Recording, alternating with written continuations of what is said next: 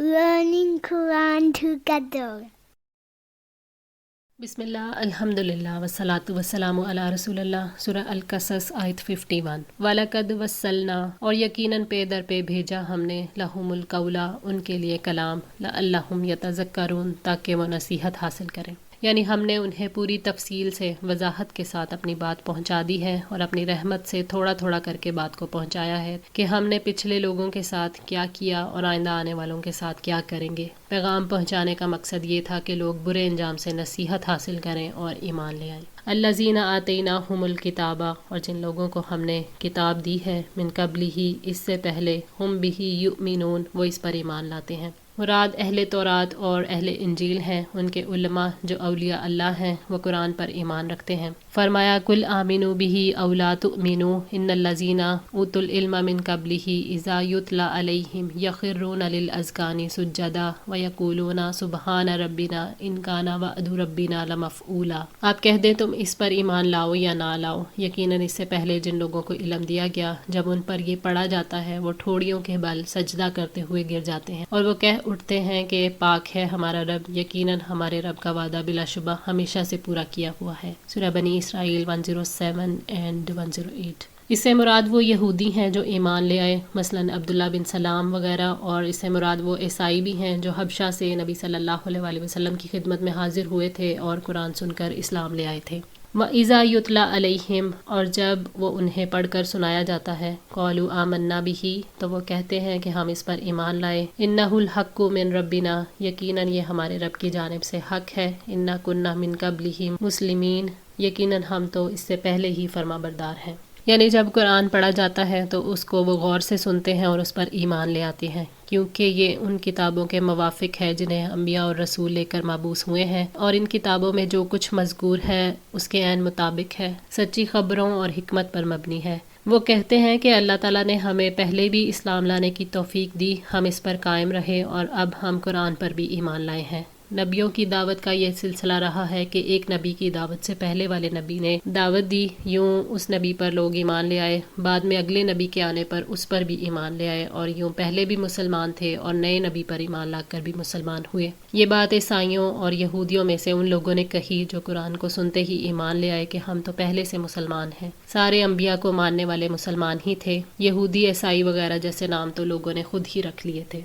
उलाइका युतूना, यही लोग हैं जो दिए जाएंगे, अजरहुम, अजर अपना, मर्रतैनी, 2 मरतबा, बिमा सबरू, उसके बदले जो उन्होंने सब्र किया, वयदरऊना, और वह दूर करते हैं, बिलहसनति सय्यअता, साथ भलाई के बुराई को, व मिम्मा रज़क़नाहुम युनफिकून, और हमने उन्हें जो रिज़्क दिया है वो उसमें से खर्च करते हैं। यानी जो लोग दोनों किताबों पर ईमान लाए उन्हें 2 दफ़ा ईमान लाने का दोहरा अजर मिलेगा, इसलिए कि वो अपने अमल पर साबित कदम रहे, उन्होंने सब्र किया और कोई चीज़ उन्हें ईमान से हटा ना सकी, इसलिए उनके लिए दोहरा अजर है। सब्र से मुराद साबित कदमी है, यानी अम्बिया और अल्लाह की किताबों पर ईमान लाने के बाद जो हालात भी पेश आए उसमें वो साबित कदम रहे।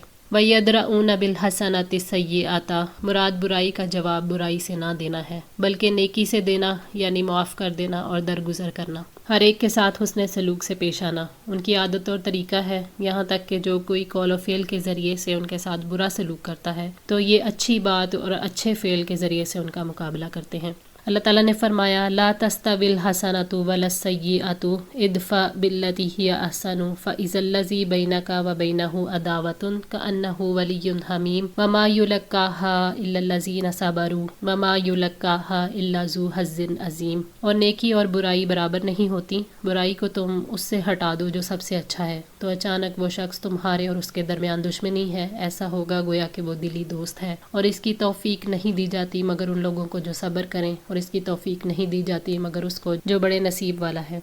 सूरह हामीम सजदा 34-35। व मिम्मा रज़क़नाहुम युनफिकून, और हमने उन्हें जो रिज़्क दिया है उसमें से वो खर्च करते हैं, यानी अपने फाजिल मालों का सदका करते हैं। अल्लाह ताला की राह में खर्च वही शख्स कर सकता है जो अपनी ख्वाहिशात पर काबू पा ले। व इज़ा समीउल लग़वा, और जब वो बेहुदा बात को सुनते हैं, अरदू अन्हु, तो उससे मुंह मोड़ जाते हैं। व क़ालू लना आमालुना, और वो कहते हैं कि हमारे लिए हमारे आमाल हैं, वलकुम आमालुकुम, और तुम्हारे लिए तुम्हारे आमाल हैं। सलामुन अलैकुम, सलाम हो तुम पर, ला नब्तगिल जाहिलीन, हम जाहिलों को नहीं चाहते। یعنی اللہ والے نہ تو ایسی مجلسوں میں بیٹھتے ہیں اور نہ ایسے لوگوں کے ساتھ ملتے جلتے ہیں جو بیہودہ باتیں کرتے ہیں۔ ان کا طرز عمل ایسے موقع پر یہ ہوتا ہے کہ وہ شرافت سے گزر جاتے ہیں اور کہتے ہیں کہ ہمارے لیے ہمارے اعمال ہیں اور تمہارے لیے تمہارے اعمال۔ ہر شخص اپنے اعمال کا بدلہ پائے گا، کوئی کسی دوسرے کے اعمال کا بوجھ نہیں اٹھائے گا۔ یعنی جب کوئی ان سے جہالت سے پیش آئے تو وہ بھلائی اور سلامتی کی دعا کے سوا کچھ نہیں کہتے۔ اللہ تعالیٰ نے فرمایا وَعِبَادُ الرَّحْمَٰنِ الَّذِينَ يَمْشُونَ عَلَى الْأَرْضِ هَوْنًا وَإِذَا خَاطَبَهُمُ الْجَاهِلُونَ قَالُوا سَلَامًا، اور رحمان کے بندے وہ ہیں جو زمین پر نرمی اور عاجزی سے چلتے ہیں اور جب جاہل ان سے بات کریں تو کہہ دیتے ہیں سلام ہو۔ سورہ الفرقان 63۔ لا نبتغی الجاہلین، یعنی ہم جاہلوں کی طرح جواب نہیں دیں گے۔ انکا لا تہدی، بے شک آپ ہدایت نہیں دے سکتے، من احببتا، جسے آپ پسند کریں، ولکن اللہ یہدی من یشاء، مگر اللہ تعالیٰ جسے چاہتا ہے ہدایت دیتا ہے، وہو اعلم بالمہتدین، اور وہ ہدایت پانے والوں کو زیادہ جاننے والا ہے۔ ہدایت دینا کسی نبی کا کام نہیں ہے، نبی کا کام پیغام پہنچا دینا ہے، پیغام پہنچانے کے بعد آگے اللہ تعالیٰ کا کام ہے، وہ جسے چاہے ہدایت دے اور جسے چاہے نہ دے۔ جسے وہ ہدایت نہیں دیتا اس میں بھی اس کی بڑی حکمتیں ہوتی ہیں۔ اللہ تعالیٰ اس کو ہدایت دیتے ہیں جو ہدایت کے راستے پر خود چلنا چاہتا ہے، کیونکہ اللہ تعالیٰ دلوں کا حال جانتا ہے، اس لیے وہی اس کا علم رکھتا ہے کہ کس کے اندر قبول کرنے کی استعداد ہے اور کس کے اندر نہیں ہے، وہ کسی کے ساتھ ناانصافی نہیں کرتا۔ حضرت مصعب بن حزن رضی اللہ تعالیٰ عنہ نے بیان کیا کہ جب ابو طالب کی وفات کا وقت قریب ہوا تو نبی صلی اللہ علیہ وآلہ وسلم ان کے پاس آئے۔ ابو جہل اور عبداللہ بن ابی امیہ بن مغیرہ وہاں پہلے سے ہی موجود تھے۔ آپ نے فرمایا چچا جان، ایک دفعہ آپ کلمہ لا الہ الا اللہ پڑھ دیجئے تاکہ اس کلمے کے ذریعے اللہ کی بارگاہ میں آپ کی شفاعت کروں۔ تو اس پر ابو جہل اور عبداللہ بولے کہ کیا تم عبد المطلب کے مذہب سے پھر جاؤ گے؟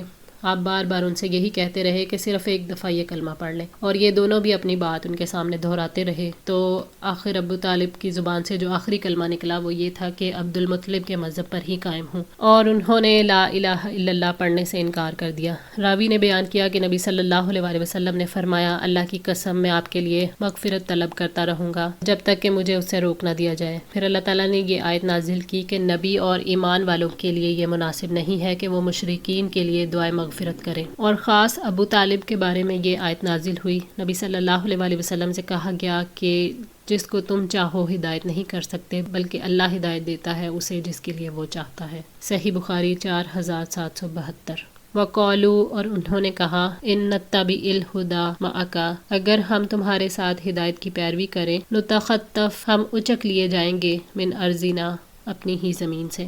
اہل مکہ نے خوف کا اظہار کیا کہ اگر ہم اسلام قبول کر لیں گے تو ہمیں یہاں رہنے نہیں دیا جائے گا، ہم مالی لحاظ سے کمزور ہو جائیں گے، ہمیں قتل کر کے قیدی بنا کر اور ہمارا مال لوٹ کر زمین سے اچک لیا جائے گا، کیونکہ لوگ آپ سے عداوت رکھتے ہیں اور آپ کی مخالفت کرتے ہیں، لہٰذا اگر ہم نے بھی آپ کی اتباع کی تو ہمیں بھی ان تمام لوگوں کی دشمنی کا سامنا کرنا پڑے گا، اور ہم لوگوں کی دشمنی مول نہیں لے سکتے۔ اولم نمکن لہم، کیا بھلا نہیں جگہ دی ہم نے انہیں، حرمن آمینہ، پر امن حرم میں، یجبا الیہ، کھینچے چلے آتے ہیں اس کی طرف، ثمرات کل شیء، ہر قسم کے پھل، رزقا من لدنا، رزق کے طور پر ہماری طرف سے، ولکن اکثرہم لا یعلمون، لیکن ان میں سے اکثر لوگ جانتے نہیں ہیں۔ اللہ تعالیٰ نے اہل مکہ کے عذر کا جواب یہ دیا کہ یہ بتاؤ کیا ہم نے حرم کو پرامن نہیں بنایا، تمہیں امن و امان والے شہر میں جگہ نہیں دی؟ یعنی یہ کیسے ممکن ہے کہ جو اب تمہیں کفر اور شرک کی حالت میں امن سے رکھے ہوئے ہے وہ اسلام قبول کرنے کے بعد امن اور امان سے نہ رکھے گا۔ اللہ تعالیٰ نے ان کو توجہ دلائی کہ کیا ہر طرف سے رزق کے طور پر پھل ان کی طرف کھینچے چلے نہیں آتے؟ اس کا مشاہدہ ہر سال لاکھوں افراد کرتے ہیں کہ دنیا کا بہترین رزق کیسے حرم تک پہنچتا ہے۔ اس کثیر رزق پر انہیں اپنے رب کا شکر ادا کرنا چاہیے اور نبی صلی اللہ علیہ وآلہ وسلم کی اتباع کرنی چاہیے، لیکن اکثر لوگ یہ نہیں جانتے کہ امن کیسے ملے گا اور خوف کہاں سے ملتا ہے۔ اکثر لوگ یہ نہیں جانتے کہ سارے کام اللہ تعالیٰ کے ہاتھ میں ہیں۔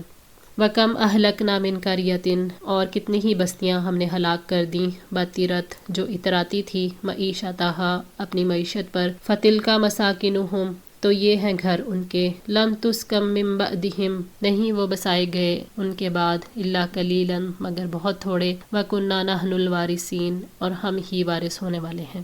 اللہ تعالیٰ نے اہل مکہ کو تنبیہ کی ہے کہ ہم نے کتنی ہی بستیاں ہلاک کر دیں جو اپنی معیشت پر اتراتی تھیں، ان قوموں نے سرکشی اختیار کی اور اللہ کا شکر ادا نہیں کیا تو اللہ تعالیٰ نے انہیں عذاب سے ہلاک کر دیا۔ جب عذاب آیا تو ایسی تباہی آئی کہ پھر وہ بستیاں کبھی آباد نہ ہوئیں۔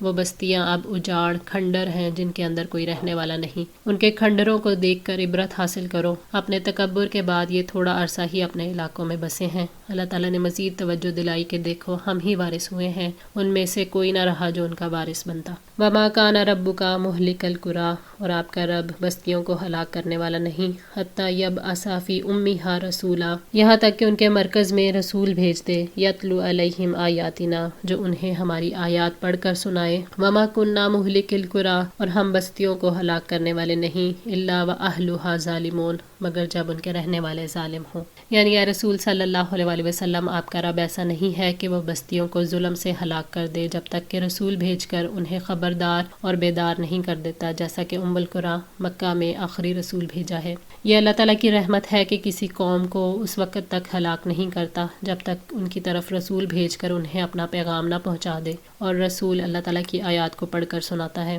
اللہ تعالیٰ کی سنت ہے کہ وہ بستیوں کے رہنے والوں کے ظلم کی وجہ سے انہیں تباہ کرتا ہے۔ وما اوتیتم من شیء، اور جو کچھ تمہیں دیا گیا ہے، فمتاع الحیات الدنیا، تو وہ دنیا کی زندگی کا سامان ہے، وزینتھا، اور اس کی زینت، وما عند اللہ، اور جو کچھ اللہ تعالیٰ کے پاس ہے، خیر و ابقا، وہ بہترین ہے اور زیادہ باقی رہنے والا ہے، افلا تعقلون، تو کیا تم سمجھتے نہیں۔ اللہ تعالیٰ نے خطاب کیا ہے ان سب لوگوں سے جو دنیا کی زندگی کو ترجیح دیتے ہیں کہ یہ مال و متاع، لذتیں، جو کچھ بھی تمہیں دیا گیا ہے وہ صرف دنیا کی متاع اور زینت ہے، بندہ تھوڑے وقت کے لیے ان چیزوں سے فائدہ اٹھاتا ہے۔ فرمایا ما عندکم ینفد وما عند اللہ باق ولنجزین الذین صبروا اجرہم باحسن ما کانوا یعملون، اور جو کچھ تمہارے پاس ہے وہ ختم ہو جائے گا، اور جو کچھ اللہ کے پاس ہے وہ باقی رہنے والا ہے، اور جن لوگوں نے صبر کیا یقیناً انہیں ہم ضرور زیادہ اچھا بدلہ دیں گے اس کا جو وہ عمل کرتے تھے۔ سورہ نحل 96۔ جو نعمتیں اللہ تعالیٰ کے پاس ہیں وہ ہمیشہ رہنے والی ہیں اور اپنے اوصاف کے اعتبار سے بھی بہتر ہیں، تو کیا تم لوگوں میں عقل نہیں جس کے ذریعے سے تم دونوں کے درمیان موازنہ کر سکو کہ کون سی زندگی ترجیح دیے جانے کی مستحق ہے اور کون سی زندگی اس بات کی زیادہ مستحق ہے کہ اس کے لیے بھاگ دوڑ کی جائے۔ یہ آیت دلیل ہے کہ بندہ اپنی عقل کے مطابق آخرت کو دنیا پر ترجیح دیتا ہے، اور اگر کوئی آخرت پر دنیا کو ترجیح دیتا ہے تو اس کا باعث اس کی کم عقلی ہے۔ فرمایا بل تؤثرون الحیات الدنیا والآخرۃ خیر وابقی، بلکہ تم دنیا کی زندگی کو ترجیح دیتے ہو حالانکہ آخرت بہت بہتر اور ہمیشہ باقی رہنے والی ہے۔ سورہ الاعلیٰ آیت 16 and 17۔ آج کے لیے اتنا ہی۔ دعا ہے اللہ تعالیٰ ہماری اس کوشش کو قبول فرمائے، ہماری غلطیوں کوتاہیوں کو معاف فرما کر ہماری اصلاح فرمائے۔ جزاکم اللہ خیر، والسلام علیکم ورحمۃ اللہ وبرکاتہ۔